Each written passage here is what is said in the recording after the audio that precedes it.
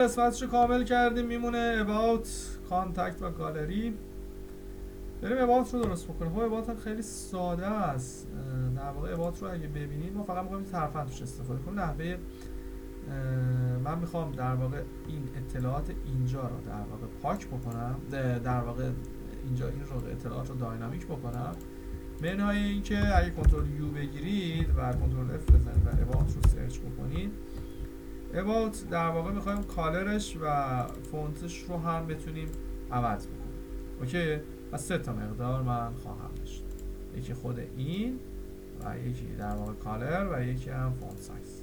3 تا میرم توی این قسمت کلیر رو خواهم زد. PHP آرتیزان به اینکه مدل about رو در واقع داش MCRش رو میزنیم برامون جنریت کنیم. منتظر میشیم تا بیاد بالا.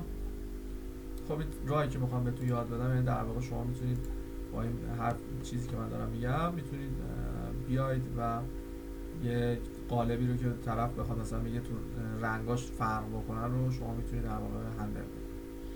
بیام اینجا و به این شکل در واقع پیادهش میکنم و قبلش بریم گیت بزنیم، گیت استاتوس و گیت داش در واقع اد داش ای، گیت استاتوس بردیمش تو استیج، گیت کامنت داش ام. برمیگردم میگم که make a slider and complete slider and make about and add a slider in the website. اوکی، همین کفایت میکنه. git status اوکی و clear و git log به این شکل و خب PHP artisan self dash dashboard مساوی با 8 به این شکل. خب آماده است.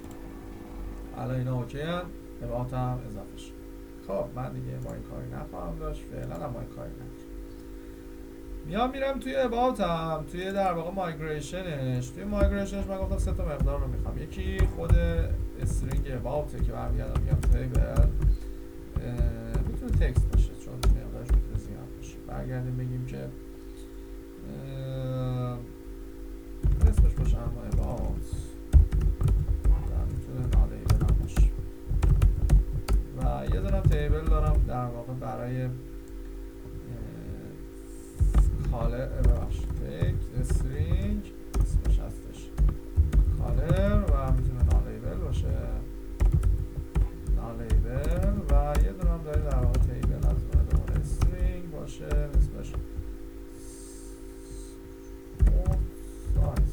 بیشی در واقع اینجور که نمیدونم هم سایز میزن اسمش یا فونت آره نالیبلش بکنم. خب اینم از این مقادیر میام و میبندمش دیگه، کاری باش ندارم. مدلش هم کاری نداریم اصلا. مدل چون ما داریم به حالت فیلبل نمی‌نویسیمش که بخوایم بریم تغییرشون بدیم. من 2 حالت رو گفته بودم. اگه میخواید حالت فیلبل بنویسید باید برید در واقع تو اباوتتون بیاید برگردید بگید که پروتکت در واقع دلار گارد و برگردید بگید فقط غیر از آیدی رو میخوام پر بشه یا فیلبل کنید پروتکت دلار فیلبل. بیاید بگید که مثلا میخواید about و کالر و مقدار اون چی بود فونت رو پرش بکنید. این فیلبل بود، این گارد بود. من از حالت در واقع کرییت و اینها استفاده نمی کنم. اینو وقتی برای حالتی بود که کرییت استفاده کنم. من آبجکت میسازم ازش استفاده کنم. هر مدل مختلف شما میتونید استفاده کنید.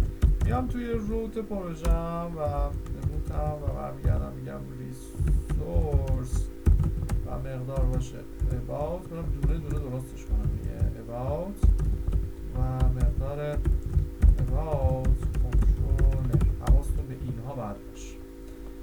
میرم توی about کنترلرم اوکی همه چی و اینا رو تمیز کنم. من تو اباوت کرییت خواهم داشت، نهایتا ایندکس خواهم داشت و استور خواهم داشت و دیلیت و آپدیت نخواهم، در واقع آپدیت نخواهم داشت. شو هم میتونم داشته باشم ببینم اوکی هم شو سخت نیست، ولی ادیت و آپدیت ندارم چون میخوام آخرین مقدار رو بکشم بیرون و من نمیخوام در واقع به این صورت باشه، ولی دیلیت رو هم خواهم داشت به این شکل در واقع دارم باشه. این ستینگ هم خب میرم اینجا و بعد برم در واقع قبلش برم توی در واقع لیات هم و تو اپ هم مقدار about رو پیاده بکنم، میگم root و مقدار about مقدار create رو شما در واقع میگم بیا بزن بیا داخلش، میام اینجا به این صورت و مقدار about رو که بزنم میبینید اومد اینجا، ولی خب صفحه ای رو هنوز من براش تشکیل ندادم. میام تو ادمین و یه مقدار about براش تشکیل میدم و مقدار create و not add و میتونم اینجا بیام از create بلین این استفاده بکنم، کنترل V، فقط دیگه اینجا باید باشه مقدار about، اینم که در واقع CSSش رو بذارید باشه، CSSش باشه برای فرم است و ایرورز هم که داریم، حالا ایرورز ها هم باید در واقع قرار بدیم، فقط اینها این روت ها رو چیز کنید درست کنید که این بهتون میگه نه، بقیهش رو هم که ما فقط یه تکست اریا میخوایم، دوتای دیگهش میشه یکیش میشه در واقع فونت و برمیگردم میگم فونت پلیز مثلا یاد از نوع عددی باشه، تکستش باشه نامبر از نوع عددی، پلیز نامبر فونت سایز یه همچون چیزی رو میذارم، آلترش بیاد بشه در واقع کالر و تایپش میشه از نوع کالر. خب میخوام چیزای جدید یاد بگیریم که میتونیم کالر استفاده کنیم دیگه، مثلا پرس هولدر نمیخواد چون کالر دیگه مشخصه و رنگ و این هم میشه به جای کیبورد میشه about و این هم میشه about. همین راحتی مقادیرش همه چی درسته تقریبا. یه دفعه چک بکنیم. خب این که برای ایرورزه، حالا باید درستش بکنیم. در واقع ولیدیشنمونه about اوکی، about store و اسم این شد فوند، اسم این شد کالر و از نوع کالر باشه و این هم که از نوع تکستریا about هستش. خب میام اینجا میرم توی دیگه با این کاری ندارم، میرم توی ایشون هم دیگه اصلا کاری نداشتیم باشه از اول، میگم که ریترن کن view admin dot about و مقدار create و سنتارش رو